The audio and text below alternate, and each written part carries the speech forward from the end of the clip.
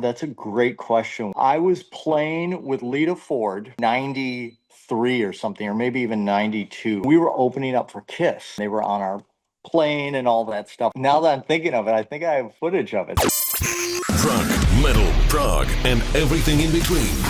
Welcome to this episode of Talkin' Rock with Meltdown. Don't forget to follow the audio-only Talkin' Rock podcast on all podcast platforms. And now, it's time for today's conversation. Here's Meltdown. There he is, John 5. How's things, my friend? Hey, I'm doing great. How are you? I'm doing well. So are you actually in the Kiss Museum right now? Well, everything's going to be moved in about 2 weeks. So, yeah, I'm in where all the stuff is. Yeah, and it's man, it is. I've been doing this my whole life, I guess, so collecting and organizing and documenting, and it's a great hobby, especially traveling all over the world. You can meet people and talk to people and verify items and things like that. So it's been really a lot of fun. It's a great hobby. Yeah. Now, my first question I wanted to ask you, and I've been dying to ask you this all week. So how much are you going to charge Gene to see your Kiss paraphernalia? Oh my God. Jeez. You know, it's a great question because Gene really enjoys this, He really does enjoy it, and to see everything. And there's a lot of things he didn't even know about, because things are produced all over the world, in South America and Australia and Japan. And there's a lot of items that he's like, oh, I had no idea, and they were official items from all over the world. But I think he's really going to enjoy this. Hopefully to get him down here soon. Now, I've talked to you in the past about this before, and you said the guys are at your house and whatnot, and you kind of try to you kind of try to have them avoid that room. So obviously they've seen your stuff, in the past. Yes, and they've been wonderful because, I email Gene all the time and ask him about certain things. And he gives me like how many there were or when that was used and things like that.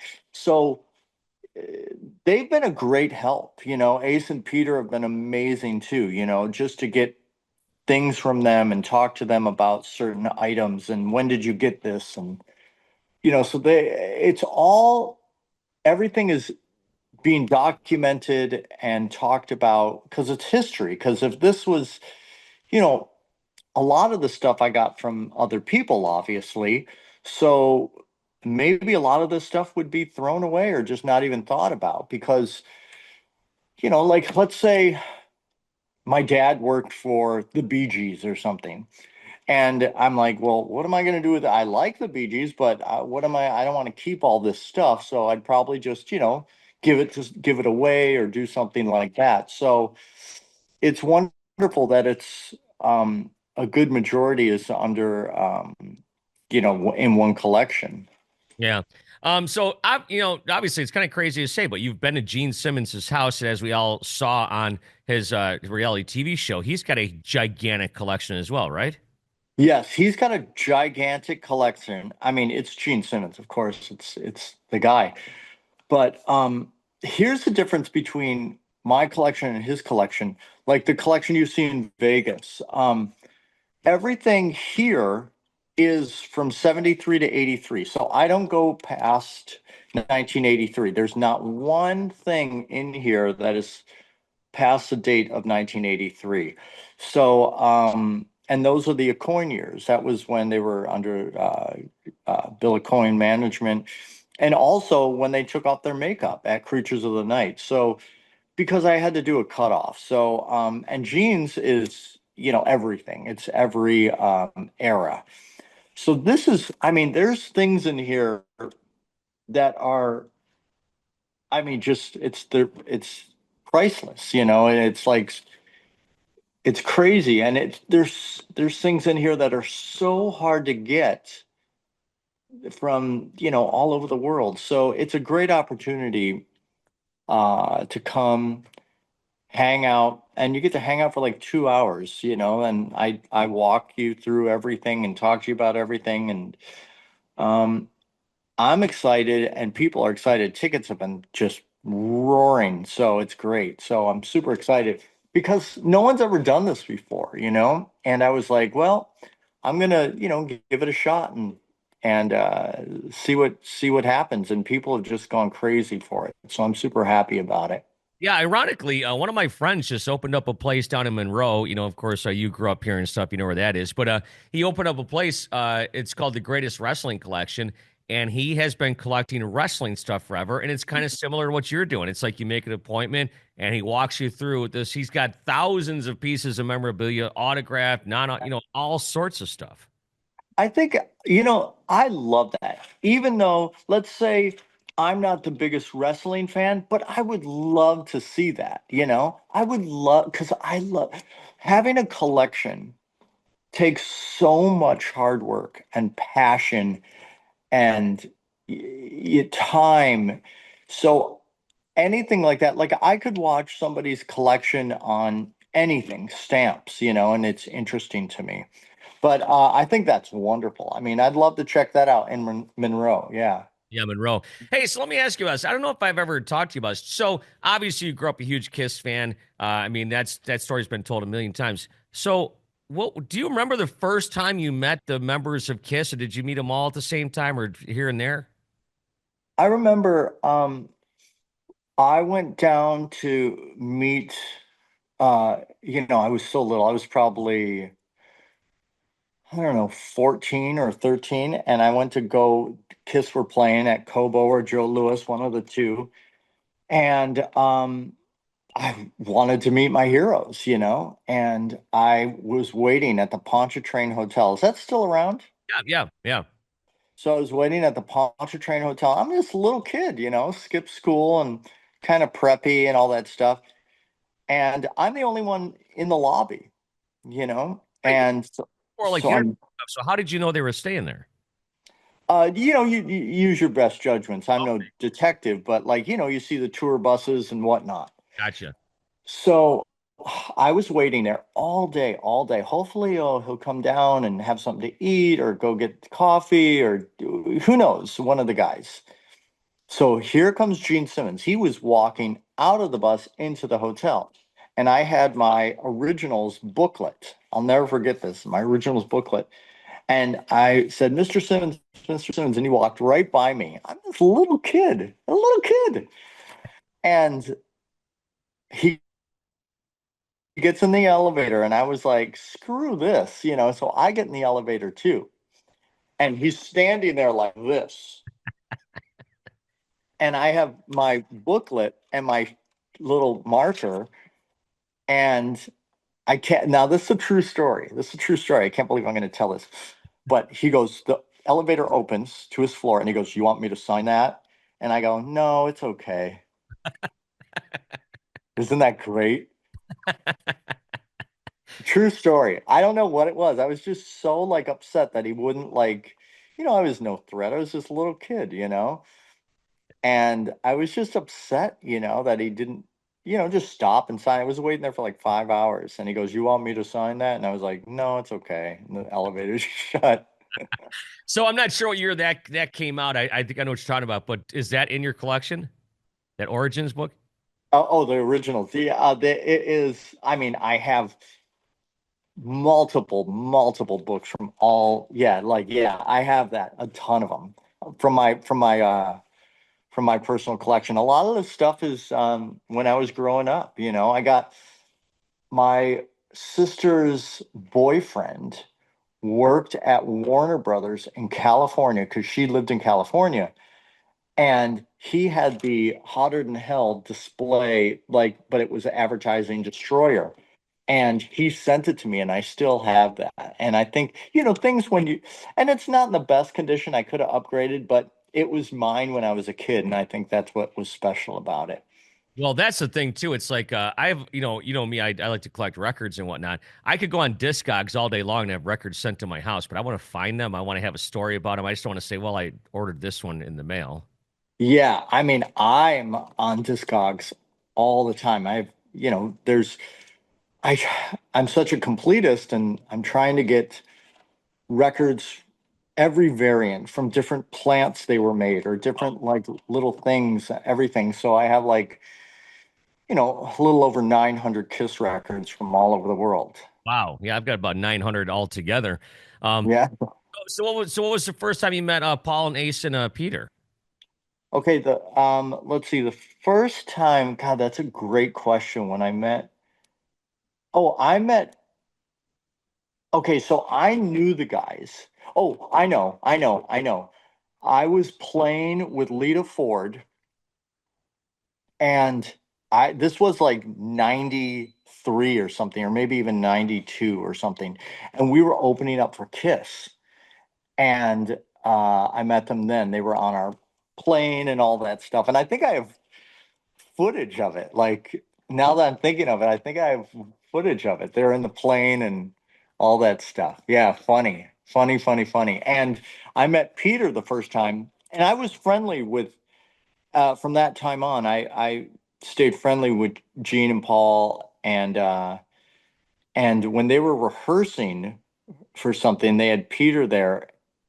And I met Peter and Ace at a rehearsal room, but we're such good friends now. It's wonderful. Like, I talk to Peter and Ace all the time, and I email with Gene, and talk with Paul here and there. I guess I'm the closest with Peter and Ace, and then Gene, and then Paul. Yeah. Yeah, that's great, man. It's so cool though when you get to meet and not only become friends with your childhood heroes, which we've talked about many times. It's crazy. Yeah. So what's the oldest piece of memorabilia that you have from when you were a kid or what have you? And what's the latest piece you've gotten? Well,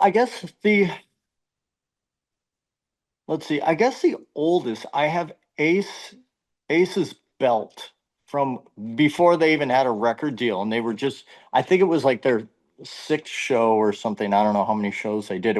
And they were playing this little dive place called the Daisy, and his mom made him a belt, and he wore that on stage and stuff like that. And there's pictures of him, and his makeup wasn't even, all their makeup wasn't even really honed in yet. So I have things like that. I have their, like, one of their very first flyers that Ace made for, actually, the Daisy again, and things like that. So really early, early, early, early. Most of my stuff is well over, you know, not well over, but over 50 years old.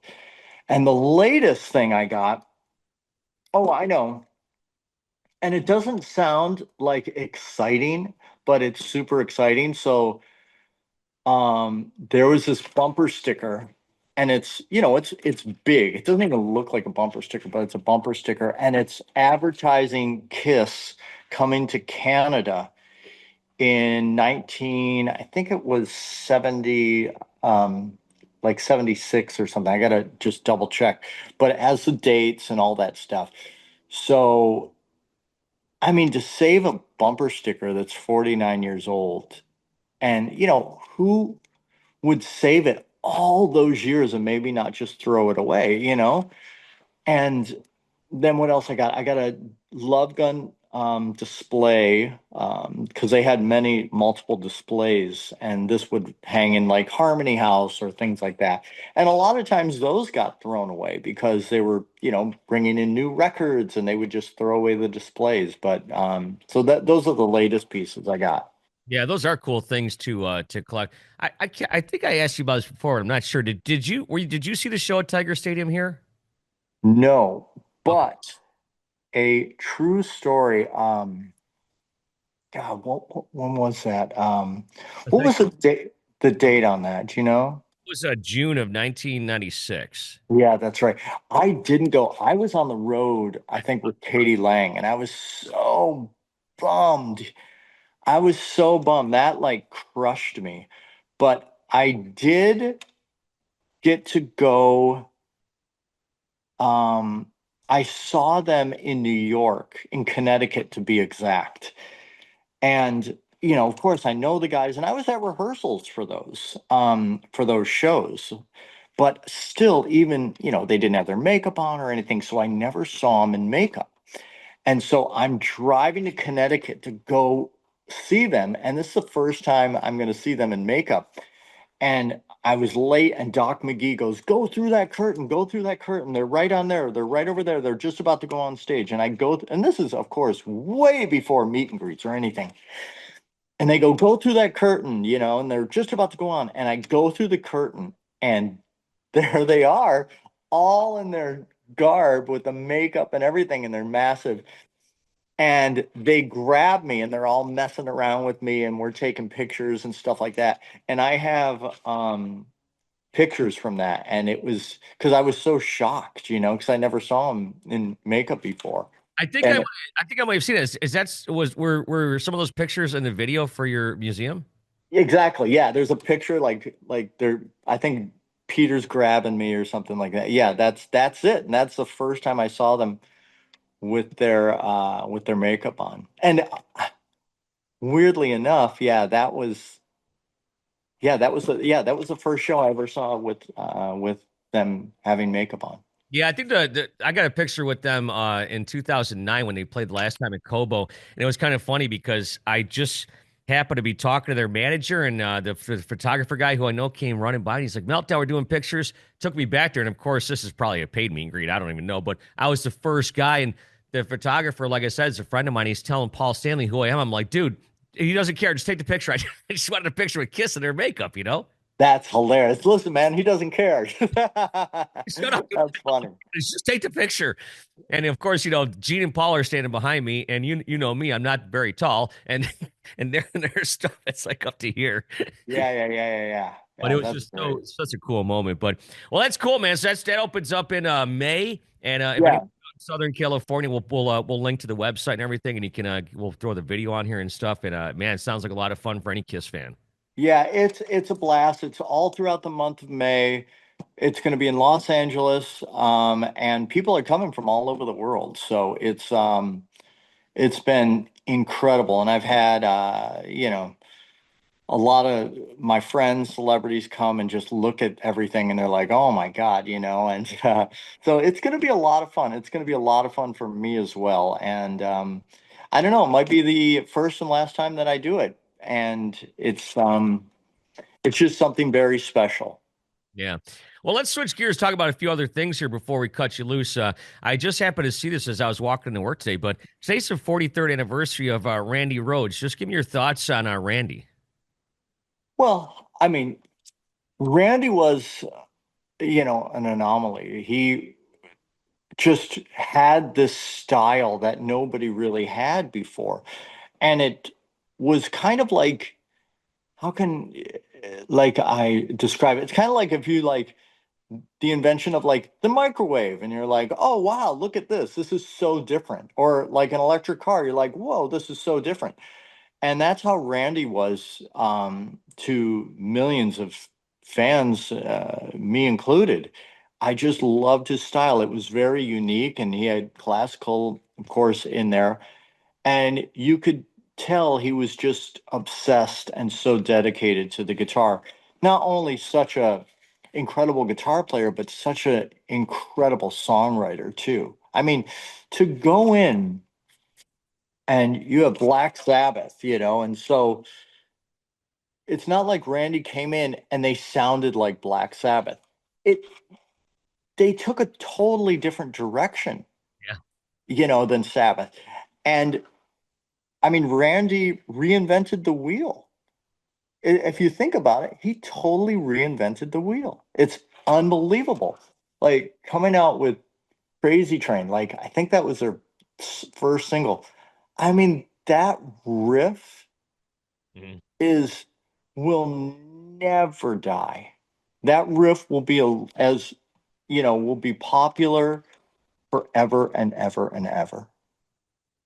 I've never thought about that before, but you are 100% correct. There's Tony Iommi and Randy Rhoads are worlds apart, even though they're both great, obviously They're hero. both geniuses, Right. yeah. Exactly. But they're totally different in their approach. I mean, just think about that. Like you get into a band, you're like, okay, cool. Randy might go, oh, I'll write some Black Sabbath riffs. Tony Iommi's genius, and I love him. And Randy reinvented the wheel. Unbelievable. And the world, loved it. The world loved it. Yeah. We lost him 43 years ago, man. I can, Unbelievable. that's crazy. When was the last time you saw a guitar player where you were kind of in awe or maybe even a little bit blown away? Oh, I think it's more today than it has been in decades because of the fact we have Instagram, we have things like that where you can see people from all over the world. Before, you get to just see people that were famous or that were in your neighborhood. But there's people that are unbelievable that are all over the world. And, it's funny because when guitar players do interviews, they ask, "Oh, who do you like? Who do you like?" They always say people from the past. And I love people from the past, but I always give praise to people that are right now. And I think it's wonderful. I think guitar playing has evolved so much. Really has. It's evolved so much. Yeah, it's like when I'm playing hockey with my son, who's obviously a lot younger than me. But these kids, you grew up in a different era, and they were able to watch YouTube and, like you say, Instagram and all this stuff. So some of the stuff he does on the ice, I never thought of as a kid. It's probably the same way with guitar playing. Yeah, and I learn every day. I am learning every day because I'm never comfortable, ever. I'm never, ever comfortable. So, and I never want to be. Because I always just want to keep going, and keep improving and keep improving. So it's a blast. I love it. Thank God. Thank God. I think that's the meaning of life is doing what you love. Yeah, and being challenged by it. Oh yeah, I love it. Yeah. So what do you got coming up? You said, May you're going to be doing this your Knights in Satan Service Museum. What do you got coming up in the summertime? Then I have I think we're planning shows with the instrumental with the creatures in South America and Mexico. So we're going to see if we can do that in June. Then I am going to start rehearsals with the crew in August, and we're going to do our residency in September. And then it's not announced, but I have a really, really, really cool tour coming up. But you will be the first to know. But we're going to do a big press release about it, and that's going to be in October and November. It's going to be awesome, man. You're going to love it. All right. I'll take your word for it. By the way, my 30th anniversary riff comes up November 1st, so I'll expect a phone call or a text or something. Oh, that's amazing, dude. Congrats. Wow. Yeah. Incredible. Incredible. Long time, yeah, long time. And man, you've been gone for most of it. You went out to Los Angeles. Yeah, I was gone. What year was Los Angeles? What you went out to Los Angeles when? Mid 80s? Yeah, yeah. But dude, who's been there the longest? Me. But Arthur P was here for 38 years. And dude, I guess this is kind of Detroit, talk right now. But one of my proudest things is that there's only been two afternoon drive DJs in the history of Riff, myself and Arthur P. Let's do it. Let's make beat the record, huh? Yeah, we'll see. I got a ways to go, but yeah, that's like kind of one of my proudest things. Just coming here from Western New York as a kid, my dad said give it 6 months, and here we are. Did he come up with baby? Yeah, he's the one who came up with that. That's right. You got a catchphrase yet? No, but my kids always say that I always say, "Here's the deal," which is not much of a great catchphrase. It's not bad. Like it is like let's say Arthur P came up with here's the deal, and you're like, I came up with this thing called baby. So it's not bad. I don't know about that. I think I say it without realizing. What do your kids tell you you say all the time? Clean your room. That's hysterical. Yeah. All right, well, listen, man. Good luck with everything. Knights in Satan service. Maybe I'll see you somewhere down the road here before too long. But I always appreciate your time and always appreciate talking to you. All right, buddy. You take care.